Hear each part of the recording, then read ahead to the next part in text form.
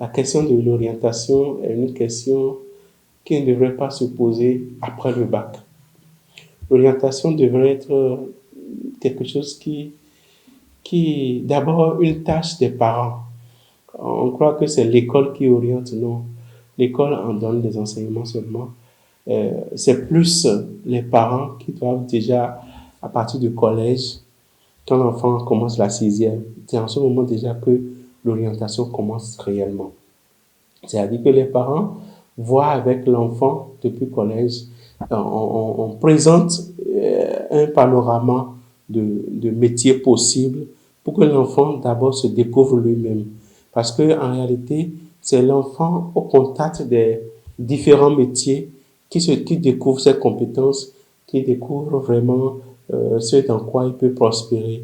Parce qu'en réalité, on s'oriente pour un métier, pour une activité rémunérative de revenus, mais aujourd'hui, la profession ou le métier n'est pas seulement pour gérer la question de finances, pour gérer les questions de subsistance, mais aussi pour gérer les questions de réalisation de soi, de bien-être personnel. Ça veut dire que le métier, ce n'est pas seulement pour gagner de l'argent, mais le métier, c'est pour aussi se réaliser. Un métier que tu fais qui te permet de te réaliser, qui te permet d'être épanoui, en plus qui te permet d'avoir de l'argent. Là, tu es pleinement épanoui, tu peux être euh, plus heureux. Donc, c'est pour cela que déjà au collège, que les parents devraient s'investir en proposant à l'enfant, peut-être à la fin à l'occasion de chaque vacances, que l'enfant puisse être en contact avec différents métiers, ce qui va lui permettre à l'enfant de se découvrir, de voir dans quelle activité il peut développer des compétences liées à cette activité, des compétences personnelles. Maintenant, euh, de façon générale, c'est que après le bac, on commence par se demander qu'est-ce que tu veux faire, dans quelle filière tu veux t'inscrire à l'université. Moi, en tant que psychologue, en tant que professionnel, je conseille plutôt aux parents de faire une pause, puisque durant tout le cursus de collège, on a raté ça. Je demande aux parents de faire une pause aux étudiants, à ceux qui viennent d'avoir le bac fraîchement, d'aller faire une expérience en entreprise, selon leurs propres désirs, de choisir une entreprise et de faire une expérience pendant peut-être toute l'année, peut-être une formation professionnelle et voir ce qui se passe réellement dans les entreprises. Parce que vous allez remarquer que, en réalité, ceux qui sont en train de travailler et qui s'inscrivent dans les cours du soir ou des cours parallèles pour perfectionner ou pour avoir un diplôme supérieur, vous voyez que leur posture est différente. Leur regard sur les réalités est différent. Donc, cette expérience, cette pause après le bac permet à l'enfant de toucher du doigt la réalité de l'administration, la réalité du métier. Ça peut être, il peut faire ça dans un métier qui l'intéresse, après il peut changer. Nous sommes dans un monde dynamique. Mais de toute façon, dans n'importe quel domaine, s'il prend cette pause une année là, parce que vous voyez avec moi qu'aujourd'hui, les gens sont très jeunes quand ils ont le bac. Ce n'est pas en notre temps où, bon, je dis notre temps, mais peut-être ceux qui sont plus, ils vont encore dire, mais de toute façon, nous, on n'est plus adultes avant d'avoir le bac. Mais aujourd'hui, maintenant, les enfants sont très jeunes, ils ont le bac, parfois même à 20 ans, parfois même moins de 20 ans. Et vous allez voir, 17 ans, 17 ans, 16 ans, ils ont le bac. Donc, on dit que il peut prendre le temps de faire une pause, d'aller faire une immersion dans une entreprise pour toute l'année d'abord, avant de venir s'inscrire. Je vous assure, ça lui permet de voir clairement les choses et de choisir quelque chose qui va répondre vraiment à ses compétences. Parce que nous avons dit deux choses. Il y a la réalisation de soi, il y a gagner l'argent. Gagner l'argent aujourd'hui, nous savons que tout ce qui est lié à l'électronique, aux réseaux sociaux, apporte plus puisque les gens veulent, on est à l'ère de l'information où on veut parfaire notre image. Il y a cette question-là. Tout ce qui est électronique, tous les métiers liés à l'électronique donnent de l'argent. L'individu ou l'enfant peut choisir quelque chose qui donne de l'argent, et en même temps, faire quelque chose à côté qui lui permet de se réaliser. Parce que nous sommes dans un monde où, actuellement, ce n'est plus un seul métier qui va vous permettre de vous réaliser. Quand il vous dit de vous réaliser, c'est vous épanouir. Donc, même si vous avez un métier, et nous sommes dans un monde où il faut fructifier les sources de revenus. Donc, ce que je conseille en résumé à nos chers téléspectateurs, c'est que il faut que, après le bac, qu'on ait une pause. Une pause où on découvre, on fait une découverte d'un métier, on va dans une entreprise, on fait une formation professionnelle. On peut faire une formation professionnelle de 3 mois et rester dans une entreprise, voir les rouages de l'administration, voir comment fonctionne l'entreprise, voir tout ça. Et ça nous donne des idées pour dire, je veux ça ou je ne veux pas ça, ainsi de suite. Ça permet aussi de confronter ses compétences. Et après cette année-là, maintenant, l'enfant peut continuer à l'université, choisir réellement la filière. Ça lui permettra de voir clair, de choisir une filière qui correspond vraiment à ses aspirations. Cette pause-là permet vraiment de gagner beaucoup d'années. Ce n'est pas perdre une année. Parce qu'en réalité, je dis, l'orientation commence déjà dès le collège. Si les parents qui ont fait ça depuis, il n'y a pas d'enfant peut continuer. Même là encore, cette pause n'est pas, et ça se passe dans d'autres pays, dans les pays développés. Moi, j'étais bien dans un centre où on envoie des gens de l'Europe pour venir faire cette pause technique-là, juste pour découvrir ses compétences, pour découvrir la réalité avant de pouvoir choisir. Ce n'est pas perdre une année en réalité. En réalité, c'est gagner. Parce que vous voyez, cette pause permet à l'enfant de gagner en maturité aussi. Vous savez, quand vous avez le bac fraîchement, vous allez à l'université, vous vous perdez. Moi, je reçois des gens au cabinet, de jeunes jeunes qui n'ont pas encore 20 ans, qui a l'hypertension. Authentique, je vous dis, qui a l'hypertension. Parce que il a quitté le Nord, il est venu à l'université, il a 2 bourses, et on lui dit maintenant d'écrire directement au recteur. Il dit, mais comment moi je vais écrire au recteur?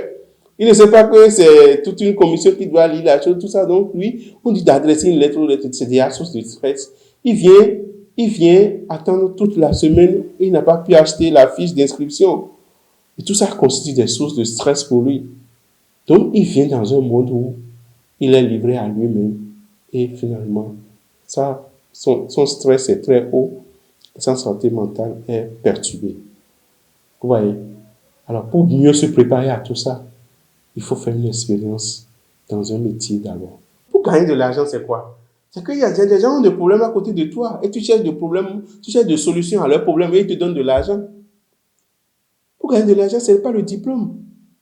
Donc, alors, ça veut dire quoi? Ça veut dire que tu as des collègues qui sont autour de toi, qui te connaissent. Si tu apprends à bidouiller, à réparer les téléphones, tous tes amis ont des téléphones, tous tes collègues, les camarades de classe ont des téléphones, mais répare leur téléphone, tu as de l'argent. Tu apprends à réparer ordinateur. Tu es gentil tu as une bonne relation avec les gens. La clientèle, c'est à côté de toi. Tu aimes le style. Tes amis qui sont à côté, tu leur proposes. C'est-à-dire que ce n'est pas parce que tu es étudiant que tu ne peux pas faire des activités qui vont t'apporter de l'argent. Je ne dis même pas entreprendre. Je ne peux pas même appeler ça entreprendre. Observe quel est le problème que les gens ont et comment tu peux connecter ces gens-là à la solution. Même si tu n'as pas la solution, comment tu peux faire? C'est tout. Moi-même, au moment où j'étudiais, je vendais des ordinateurs, mais je n'ai pas de magasin. Mais j'ai une liste et je vous présente la liste. Et j'ai déjà fait monter mes commissions. L'ordinateur avait son prix. Donc, vous choisissez l'ordinateur. Moi, je vais chez le fournisseur, je négocie avec lui. Je vous amène l'ordinateur et voilà. Je fais la différence. Je lui envoie son argent, j'ai ma commission. Et je vous assure, en ce moment-là, l'ordinateur, ça rapportait presque le double du prix qu'on a acheté. Donc, c'est pour dire quoi? C'est pour dire que il faut qu'on enlève de la tête. C'est parce qu'en réalité, on est très jeune quand on a le bac, qu'on n'est pas encore indépendant. Bien qu'on n'a pas encore l'idée de pouvoir dire, mais qu'est-ce que je fais pour répondre à mes besoins financiers? C'est qu'on est très jeune, on est toujours à être parrainé, marrainé par les parents. Donc, même à l'université, on nous accompagne à l'école. On accompagne encore les enfants à l'école. Ça veut dire que ça reste. D'où la nécessité de faire une pause après le bac. Il faut une pause après le bac. Ça, c'est absolu. Il y a certains parents qui font bien. On ne veut pas dire qu'ils imposent. Parce qu'en réalité, si tu connais bien ton enfant, l'enfant se connaît. Mais la personne qui est extérieure à l'enfant connaît aussi l'enfant. Ouais, tu as une certaine connaissance de toi en tant qu'enfant, mais les parents ont une connaissance plus poussée de toi. Parce qu'ils t'ont vu grandir, ils t'ont vu, ils savent au moins à plus de 50% tes compétences.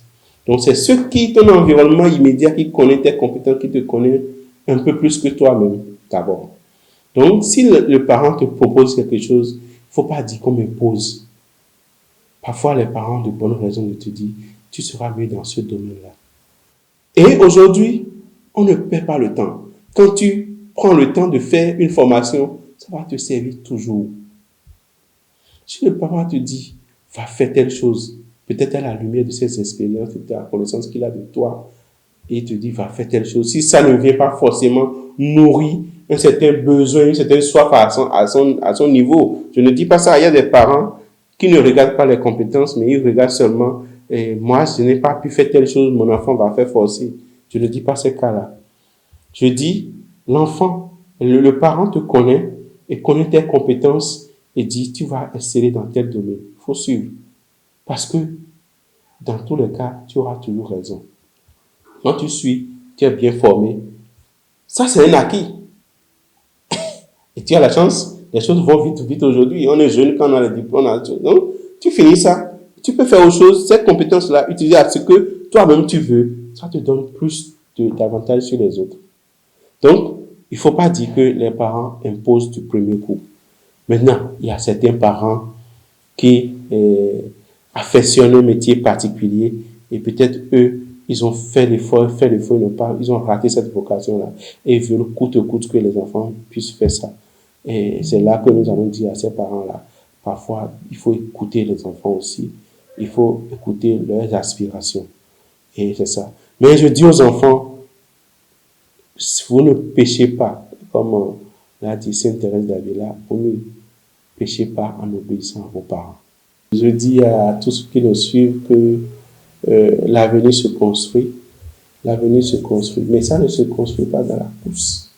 Ça se construit dans la patience, dans l'intelligence et dans la délicatesse. N'ayez pas l'impression que vous êtes en train de perdre du temps. Prenez le temps de construire votre avenir. C'est ça l'essentiel. Prenez le temps de construire votre avenir pour jouir pleinement de votre métier, de votre vie après. Donc, 1 an, 2 ans, prendre pour faire expérience, permet de découvrir, permet de réorganiser les choses dans son esprit et permet de prendre un élan plus fort et plus vrai. Parce que si vous ne faites pas cette pause-là, je vous assure, vous allez rebousser chemin, vous serez stressé, vous allez vous perdre. Il est important, si vous n'avez pas préparé à l'avance quelque chose, une filière à faire, de faire une pause d'abord et de faire une expérience professionnelle avant de continuer.